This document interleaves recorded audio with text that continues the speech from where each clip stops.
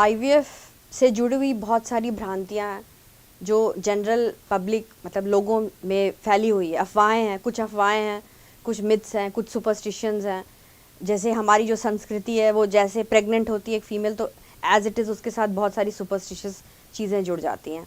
And ये तो वो आईवीएफ कराते हैं। आप सोचो एक परिवार की इच्छा, इतने सालों से बच्चा नहीं हुआ है, आईवीएफ करा रहे हैं। आईवीएफ में वो फिजिकली भी इन्वेस्ट कर रहे हैं बिकॉज इंजेक्शंस लगते हैं उनको, उनके प्रोसीजर उनके बॉडी पे होगा। वो इमोशनली भी इन्वेस्ट कर रहे हैं बिकॉज घर में एक तरह से सोचो तो आप खुशियाँ जैसी मननी शुरू हो जाती, लोग सोचते हैं खुशियों का माहौल आ जाता है कि अब तो आईवीएफ करा रहे हैं, बच्चा हो रहा है।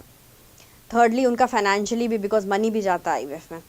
तो पेशेंट्स के लिए ये बहुत इंपॉर्टेंट होता है जिस दिन वो अल्टीमेटली हमारे पास से अलग होते हैं, ये पूरा प्रोसीजर ख़त्म करके ईटी करके, कि डॉक्टर अब उनको ये बता दें कि इसमें क्या क्या सावधानियां होनी चाहिए। बिकॉज उनको ऐसा लगता है कि उनसे कोई ऐसी नहीं गलती हो जाए जिसकी वजह से ये पूरे इसका सुख जो है, संतान सुख से वो वंचित हो जाए सिर्फ एक छोटी सी मिस्टेक से। तो ये बिल्कुल ही जायज़ बात है जो हर पेशेंट सोचता है। लेकिन फर्स्ट एंड फॉरमोस्ट मैं आपको ये बता दूं, ये सबसे बड़ी जो क्वेश्चन पूछी जाती है बेड रेस्ट पे, तो बेड रेस्ट की एज सच कोई रिक्वायरमेंट नहीं होती है आईवीएफ में। जब आप एम्ब्रो ट्रांसफ़र करा के जाते हो तो मैं हर पेशेंट को ये एडवाइस करती हूँ कि वो 10 मिनट 20 मिनट जो हमने उनके साथ ओटी में व्यतीत किए, जब हमने उनके बच्चे उनके अंदर भ्रूण डाले उनके अंदर, और जो पेशेंट ने खुद देखा प्रोसीजर, वो 10 मिनट्स का जो रेस्ट है वो एक पेशेंट के लिए बिल्कुल सफिशिएंट होता है। ऐसी कोई भी स्टडीज़ नहीं है जो शो करती हैं कि अगर हम पेशेंट को कंटिन्यूस बेड रेस्ट पे डाल देंगे तो इससे सक्सेस रेट बढ़ जाएगा। उसके 2-3 एक तो घाटे अगर हम पेशेंट को बेड रेस्ट पे डालते हैं।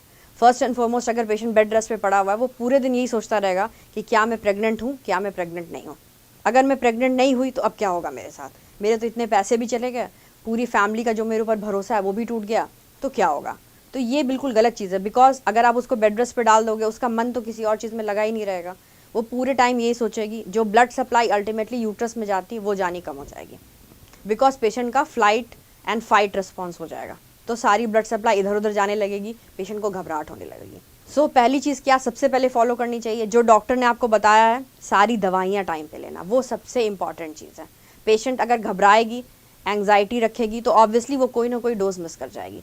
तो पेशेंट का खाना बहुत इंपॉर्टेंट है उसके लिए, क्योंकि उसको फूड टाइम पे लेना है। खाना टाइम पे खाएगी तो ऑब्वियसली जो एम्ब्रियो है उसको अंदर न्यूट्रिशन मिलेगा, ब्लड सप्लाई अच्छी जाएगी। सेकेंडली उसको सारी दवाइयाँ टाइम पे लेनी है, जो दवाइयाँ सपोर्ट के लिए हम देते हैं एक प्रेगनेंसी को खींचने के लिए। थर्डली पेशेंट को बिल्कुल ही स्ट्रेस नहीं लेना है, स्ट्रेस और एंग्जाइटी को बिल्कुल ही दूर रखना है। कुछ पेशेंट्स को हम ये एडवाइस ज़रूर करते हैं कि तुम बाहर मत जाना, रेस्ट करना। वो हम इसलिए एडवाइस करते हैं क्योंकि आप भीड़ भाड़ वाली जगह में जब जाओगे तो ऐसा रिस्क होता है कि आपको कोई पुश कर दे, आप गिर जाओ, इसलिए पेशेंट को ये मना होता है। या ऑफिस प्लेस में आप जाओगे तो स्ट्रेस लोगे बहुत ज़्यादा, वो इसलिए नहीं मना होता है कि बेड रेस्ट करने से आपको बच्चे को कुछ अच्छा होने वाला है, वो इसलिए मना होता है।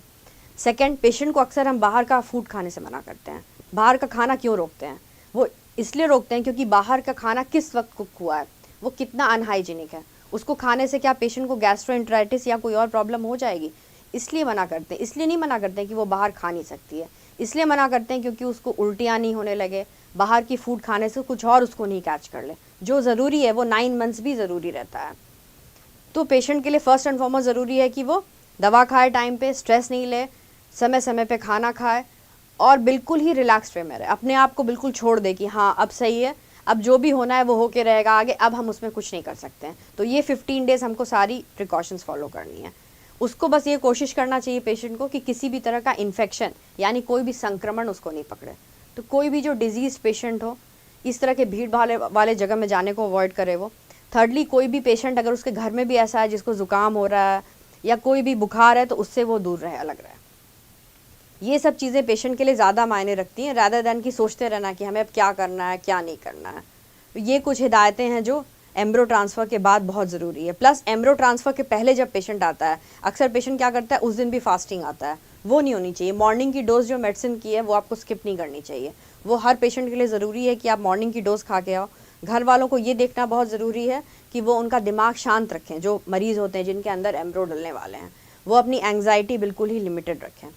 फोर्थली, वो कुछ भारी काम नहीं कर सकते हैं। ये एक रहता है भारी काम में क्या आता है, जैसे आप हैवी एक्सरसाइज जो करते हैं, जो लड़कियां एरोबिक जिम करती हैं उनका हम वो बंद कर देते हैं, वो नहीं कर सकती हैं वो। पर वो light exercise means light walk कर सकती हैं, इससे ज़्यादा कुछ नहीं कर सकती। वेट लिफ्टिंग मना होता है। वेट लिफ्टिंग में मींस जो लड़कियां जिम करती हैं वो तो जिम में, अदरवाइज़ भी घर में जो घरेलू औरतें होती हैं वो क्या करती हैं, कपड़े धोने के लिए बड़े बकेट उठाती हैं, झाड़ू पोछा ये मना होता है, जो भी हैवी वर्क है वो मना है। आप नॉर्मल रूटीन खाना खा सकते हो और बना सकते हो।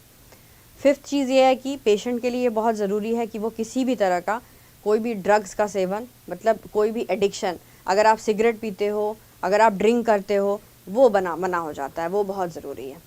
कुछ पेशेंट्स को ये भी होता है कि पपीता, पाइनएप्पल ये सब चीज़ें खानी चाहिए कि नहीं, जो प्रेगनेंसी में यूजुअली मना होती हैं। यूजुअली हम पेशेंट्स को इसलिए बोलते हैं कि मत खाओ बिकॉज पेशेंट्स को उसके बाद लूज मोशन होने के चांसेस होते हैं। पर जिन पेशेंट्स को ईजिली डाइजेस्टिबल होता है पपाया, पाइनएप्पल, उनको हम वो भी नहीं मना करते हैं, because as such pineapple, papaya आपको कोई प्रॉब्लम्स नहीं क्रिएट करते हैं। जो फ्रूट्स होते हैं वो भी आप खा सकते हो जब तक कि आपका बॉडी उसको डाइजेस्ट करता है। तो कोई भी चीज़ें जो फूड आपने पहले भी आपको नहीं डाइजेस्ट होता है बॉडी में, उसको खाने से आपको सर्दी, खांसी, ज़ुकाम हो जाता है, तो उसको ज़बरदस्ती खाने की कोशिश नहीं करें। तो ये कुछ चीज़ें हैं जो आपको फॉलो करनी चाहिए, और सबसे बड़ी चीज़ है कि आपको रिलैक्स रहना चाहिए।